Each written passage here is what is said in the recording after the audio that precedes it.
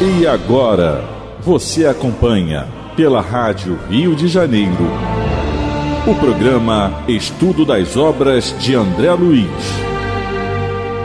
Vamos refletir sobre o livro Nosso Lar. Produção e apresentação, Tereza Cristina e Marco Antônio. Amigos ouvintes da emissora da Fraternidade, Rádio Rio de Janeiro, novamente estamos aqui com a permissão de Jesus e dos bons espíritos para darmos continuidade ao estudo da vida do mundo espiritual através da obra Nosso Lar. Obra que foi ditada pelo espírito André Luiz e que foi psicografada pelas mãos abençoadas do venerando médium Francisco Cândido Xavier. Olá, caros ouvintes da Rádio Rio de Janeiro. Vamos dar início ao nosso programa. Hoje, em especial, estamos iniciando o capítulo 35. Mas antes de fazermos a leitura desse capítulo, vamos comentar um pouquinho o que nós vimos no programa passado. No programa passado, nós conversávamos sobre o comportamento da enfermeira Narcisa ao lidar com uma senhora recém-chegada do umbral, totalmente desequilibrada. E ela tentando mostrar para o André Luiz, a Narcisa, que com os doentes e desequilibrados não tem necessidade de você fazer muitas perguntas, ficar com muitas inquirições, porque eles não estão bem. Então não se teria um proveito verdadeiro. E outra coisa, as pessoas, elas trazem muitas das vezes cristalizações mentais que uma conversa não vai acabar com com esses pensamentos. Ela tinha todo um pensamento equivocado na questão da religião, do purgatório, de demônios. Ela tinha lá os conceitos delas da questão da escravidão, que ela ainda achava super válido, porque ela estava parada no tempo. Ela estava tão desequilibrada que para ela, tempo e espaço não existiam. Ela estava presa lá em 1888, quando ela desencarnou de raiva por conta da libertação dos escravos. É o que dá a entender. Então, foi isso que nós encerramos, com essa conversa, o capítulo 34, e hoje vamos iniciar o 35, Encontro Singular. Pelo título, a gente já vê que o André Luiz, ele vai encontrar alguém muito especial, Alguém que vai mexer muito com ele. Nós vamos ver isso aqui no desenrolar do capítulo, mas ele mesmo já coloca o título, Encontro Singular. Começando a leitura. Guardavam-se petrechos da excursão e recolhiam-se animais de serviço, quando a voz de alguém se fez ouvir carinhosamente ao meu lado. André, você aqui? Muito bem, que agradável surpresa. Aí já está já tá mostrando pra gente que esse encontro é com alguém que o conhecia e chama-o pelo nome, não é, André? E outra coisa, o acaso não existe nas leis de Deus do universo. Tudo tem um propósito, tudo tem um sentido. Não existe acaso. Foi sorte eu te encontrar, foi azar. Não existe isso. E nesse encontro singular, como o próprio título diz, é uma situação de aprendizado. E no plano espiritual, muito, muito mais ainda. Esse raciocínio se faz valer. Que isso vai acontecer conosco também. Ele não reencontrou, não consta aqui que ele reencontrou familiares que já tiveram desencarnado antes. A mãe não estava com ele, estava em outro plano, depois foi ter com ele, não é? Então, mas o encontro singular aqui. E outra coisa, se fez ouvir carinhosamente. Vamos aguardar bem essa palavra, carinhosamente. Vai ter sentido daqui a pouco. Voltei-me surpreendido e reconheci no samaritano que assim falava o velho Silveira, pessoa de meu conhecimento, a quem meu pai, como negociante inflexível, despojara um dia de todos os bens. Se a gente lembrar, aqui no capítulo, acho que é o capítulo 16, se eu não me engano, acho que 16, capítulo 16. Do livro Nosso Lar, quando o André Luiz pergunta pelo pai e a mãe dele, ela diz o seguinte para ele, porque ele pergunta pelo pai, aí ela fala, teu pai há 12 anos está no umbral, mas aí ela diz aqui, na terra sempre nos parecera fiel às tradições de família, arraigado ao cavaleirismo do alto comércio. Então, o pai do André Luiz, ele era, vamos dizer assim, nos dias de hoje, ele devia ser um comerciante do atacado, né? Um atacadista, que é alguém que tem muito mais recurso que um varejista, né? Que depois ele vai usar a palavra retalhista aqui, que o Silveira, ele era um retalhista. Ele era o quê? As palavras que são usadas no comércio hoje em dia é varejista. Então, o pai do André Luiz era um atacadista, né? Ele era de alto comércio, o alto comércio é isso. E o Silveira era um comerciante pequenino, vamos dizer assim, palavra também moderna, um microempresário. E, né, quiséssemos usar a palavra agora. E o pai do André Luiz era um alto empresário. E quando ela fala, Tereza, cavalheirismo do alto comércio, não está dizendo que ele tem um bom coração. Não é assim. Porque se é do alto comércio, a maioria não tem... Ele tem regras sociais. Regras sociais a cumprir. Não é? E consta dessas regras sociais, muitas vezes, a impiedade. Então, o André Luiz está dizendo que ele era um negociante inflexível, despojar um dia de todos os bens. Então, provavelmente, a gente já começa a depreender daqui, mas mais adiante a gente vai ver a história como aconteceu, que o pai do André Luiz devia ter algumas promissórias do senhor Silveira e deve ter as executado. E ele perdeu todos os bens, quer dizer, o senhor Silveira e a família entraram em falência, é o que ele está dizendo. Imagine o constrangimento do André Luiz, né? Porque o Silveira era alguém que conhecia bem a família do André Luiz, conhecia bem o pai do André Luiz, né? E presenciou uma situação desconfortável que aconteceu. Eu estou lembrando aqui agora, uma vez... um comentário aqui pessoal sobre esse exemplo de você encontrar alguém que diz te conhecer e de repente uma situação, essa pessoa comenta uma situação constrangedora. Há muito tempo atrás, a minha filha do meio, eu levei ela no supermercado, ela devia ter uns 3 aninhos, 4, e eu estamos andando lá no supermercado, no bairro onde eu moro, e de repente uma senhora chegou perto de mim, outra criança, e falou assim, essa é a Gisele, né? Porque eu acho que a criança tinha dito para a mãe que aquela era a Gisele. Você é a mãe da Gisele? E eu toda empolgada, né? Porque eu... sou sim, sou mãe, meu nome é tal, falei, meu nome é Tereza, sou mãe da Gisele, né? Ela falou, porque a sua filha morde todos os dias a minha. Olha, se tivesse um buraco, eu tinha me enfiado, porque é muito constrangedor. Não, é uma história, não é uma situação muito constrangedora, porque ela expôs uma coisa ruim do comportamento da minha filha. E esse senhor Silveira, eu fico imaginando o constrangimento do André Luiz nessa situação, porque o Silveira sabe, né? Sabe de quem era o pai do André Luiz, sabe como era, né, o comportamento desse senhor. Eu fui comprar uma bateria de um carro uma vez, há muitos anos. Hora dos testemunhos. E aí uma pessoa me indicou, vai lá no fulano que o preço lá é bom. Aí eu fui. Vou lá e tal. Quando eu cheguei lá para comprar e tal, aí eu falei que era amigo a pessoa estava me atendendo muito bem, talvez até conseguisse um desconto, conversando ali e tudo, mas quando eu falei, quem me indicou para falar com você foi fulano. Quando eu falei isso, o semblante da pessoa mudou totalmente. Você conhece o fulano? Mas mudou, não se falou mais em desconto, em nada, o preço é esse.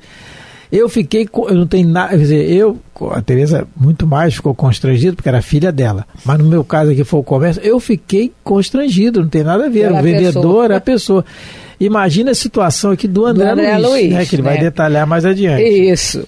Aí, continuando. Final de testemunhos.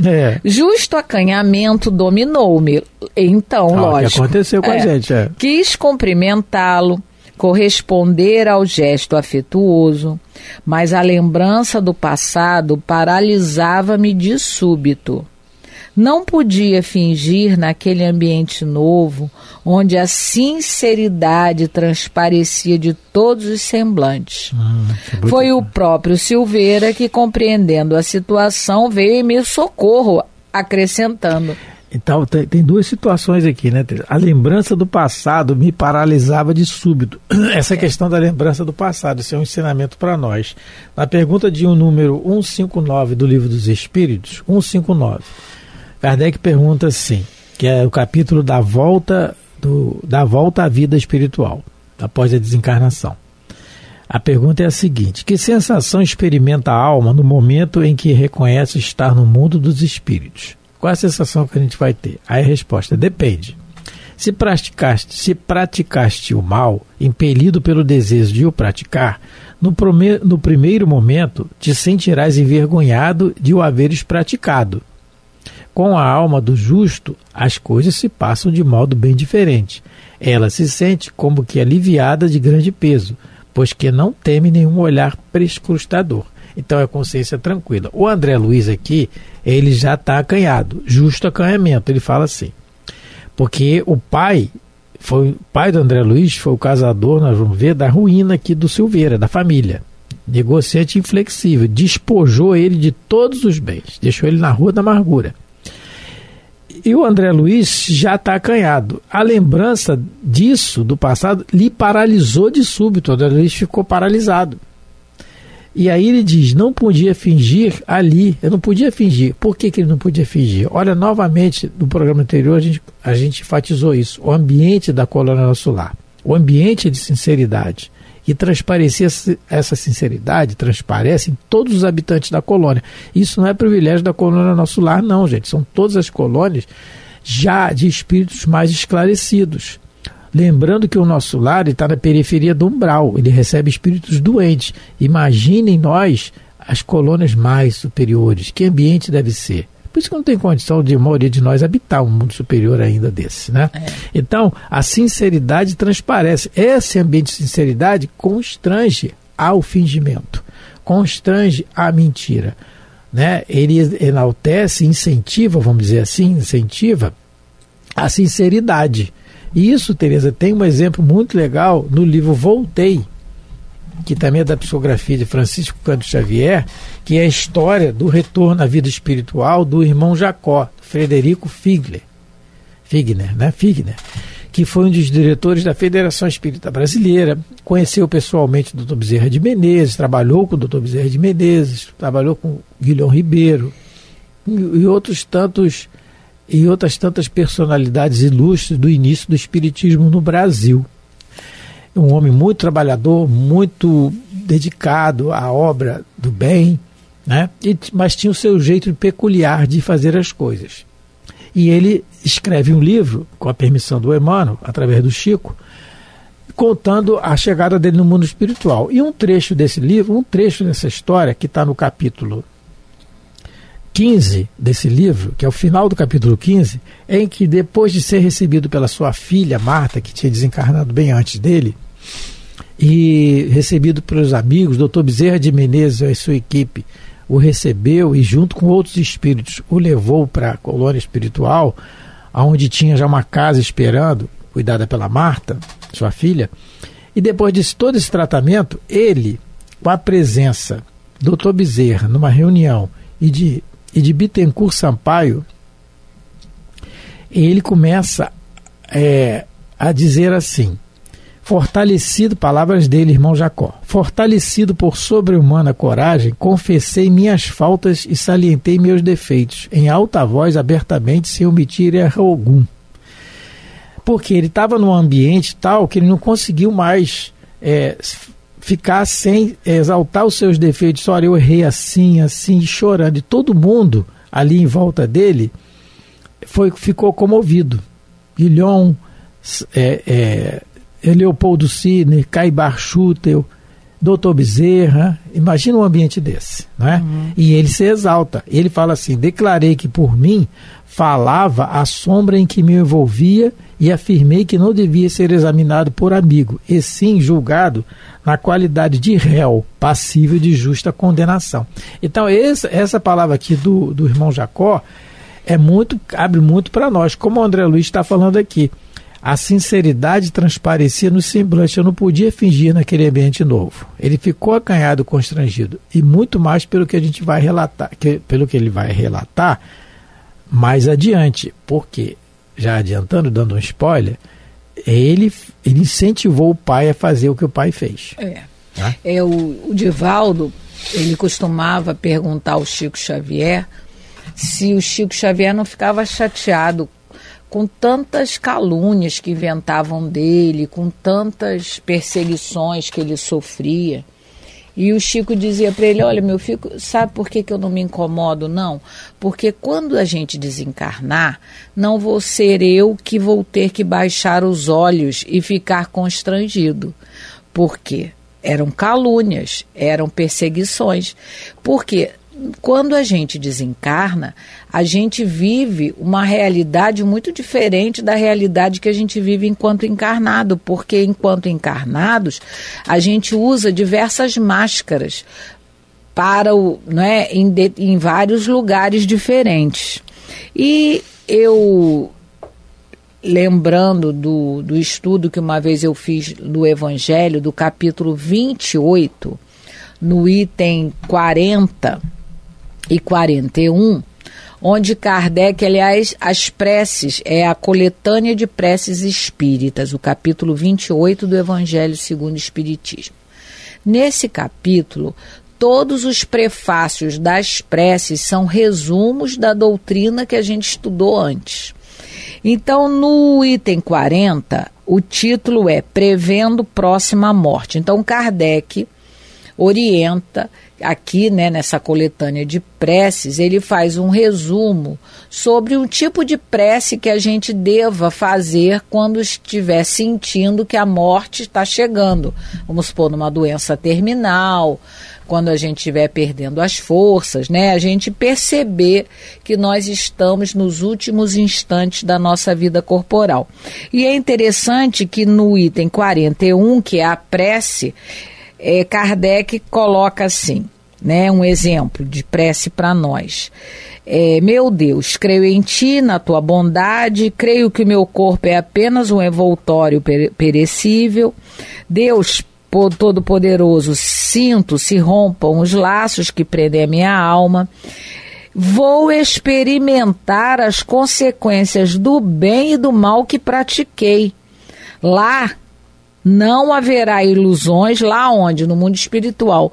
Não haverá ilusões nem subterfúgios possíveis. Diante de mim vai desenrolar-se todo o meu passado e serei julgado segundo as minhas obras. E ele continua a prece, a gente vê que é um resumo do que a doutrina nos ensina sobre a vida, no mundo espiritual. Então é o que está acontecendo aqui com o André Luiz. Ele está sendo desenrolado aos olhos dele o passado dele, porque está todo dentro dele. E agora, com a ajuda do Silveira, que é um componente, que é alguém que chega, como o Marco colocou, o acaso não existe, é alguém que chega para que o André Luiz comece a rememorar o próprio comportamento e começar a analisar, como ele se comportou e como ele deveria ter se comportado como cristão que se dizia ser. Porque todos nós que nos dizemos cristãos na Terra, temos um compromisso com essa doutrina e com Jesus. Então, para nós, o nosso comportamento, ele, de alguma maneira, ele vai ser um pouco mais cobrado, entre aspas, porque ninguém cobra ninguém, quem se cobra somos nós mesmos, mas nós mesmos vamos nos cobrar mais porque nós nos dizíamos cristão. na Terra. Então, e o nosso comportamento tem que ser o mais parecido possível com o que Jesus nos ensinou, a todos os ensinamentos que Jesus nos deu, não é? Essa situação, quando o André Luiz estava aqui, né, falando, não poderia fingir, não pode fingir pelo ambiente e tal. Isso é, e o exemplo que nós lemos aqui do irmão Jacó, no livro Voltei também, fazendo sua autoconfissão, né, vamos dizer assim, dos seus erros, isso vai facilitar muito a nós se nós começarmos a treinar isso aqui. Como é que é o treinamento disso que os Espíritos nos ensinam? É reconhecer o erro, porque nós erramos a todo momento. Todo dia, né? Não, talvez não a todo momento, mas nós erramos sempre. É só analisar no final do dia e os erros que eu tive. Reconhecer para mim, eu errei assim, está errado, eu estou fazendo, mas está errado, eu tenho que mudar isso. E se tiver alguma dúvida, procurar nos livros, procurar no Evangelho, procurar no Livro dos Espíritos, procurar nos exemplos dos livros psicografados pelo Chico, nas romances, no André Luiz, em André Luiz na obra, porque são os casos, são os ensinamentos do Evangelho nos casos do dia a dia, e fazer esse reconhecimento, porque aí ao desencarnar, e pode ser hoje, amanhã, aí como é que a gente sabe? Qual a garantia que a gente tem que semana que vem vamos estar aqui no corpo? E aí quando vier a certeza que nós temos real da vida, que é a desencarnação, quando ela vier, nós já estamos treinados para isso, não é? Então, esse treinamento do auto-reconhecimento dos nossos erros, porque isso que está acontecendo com o André Luiz vai acontecer conosco, vai acontecer invariavelmente. É um encontro, são reencontros que nós precisamos aproveitar e reconhecer que erramos. Né? Então, continuando. E essa é a diferença dos espíritos mais elevados para nós. Os espíritos mais elevados, eles, quando erram, imediatamente recompõem a situação. Nós não. O nosso comportamento geralmente é de vitimização. Nunca sou eu, né? Eu sou um pobre coitado, ou então de terceirização. A gente coloca logo a culpa para o outro. O espírito mais elevado, ele aceita que errou, né? Ele entende que ele é um espírito imperfeito e ele tenta recompor a situação imediatamente, não é? Então, o André Luiz vai aprender isso, não é? Vai começar esse aprendizado agora nessa situação. Não no primeiro momento, mas mais para o final do capítulo a gente vai ver que ele vai tentar recompor a situação. Eu lembrei aqui do nosso sobrinho que desencarnou já há 4 anos, né, o Felipe. Ele era pequeno e ele desde pequeno, quando ele fazia alguma peraltice, alguma coisa, chutava a bola no vizinho, algumas coisas. Nunca mentiu, né? Quem fez isso, Felipe? Ele botava o dedinho pro peito assim, fui eu. Ele falava. Falei, puxa vida, que bom, né? Sempre. Porque ali é uma criança, mas é um espírito eterno que está ali cheio de problemas, né? Como a grande maioria de nós, cheio de problemas a saldar com a lei de Deus. E se ele traz essa bagagem de não falar que foi ele, a gente tem que, a obrigação nossa é ensinar, educar, como a Narcisa está fazendo aqui com o André Luiz, e como o André Luiz já está reconhecendo que está errado mesmo, que tem que fazer assim. Então, isso é educar o espírito. Meu filho, tem que falar que foi você, quem fez isso foi você, assume a culpa. Não é? A brincadeira, às vezes, não fui eu, está escondido, a gente leva na brincadeira, mas está errado, é o espírito eterno que está ali com aquele vício, continua com aquele vício, não é? Mas não pode ser igual aquela mãe que fala assim, diz que eu não estou. Exatamente. Aí numa hora você exalta a criança, fala a verdade, outra. E aí ela vai, e muitas vão lá, como acontece, vai lá e fala, minha mãe mandou dizer que não está, e pronto. E aí encerra a conversa, né? Também nós, eu queria lembrar aqui, que nós temos um WhatsApp aqui na rádio, que é o 5521984867633, que vocês podem, se quiserem, né, mandar um feedback para nós, se tiverem alguma dúvida, tá certo? Então vamos nos despedir, agradecendo a Deus, a Jesus e aos bons espíritos que possam abençoar a todos nós, vossos lares, muita paz de Jesus. Fiquem com Deus, muita paz. A Rádio Rio de Janeiro apresentou o programa Estudo das Obras de André Luiz. Produção e apresentação: Tereza Cristina e Marco Antônio.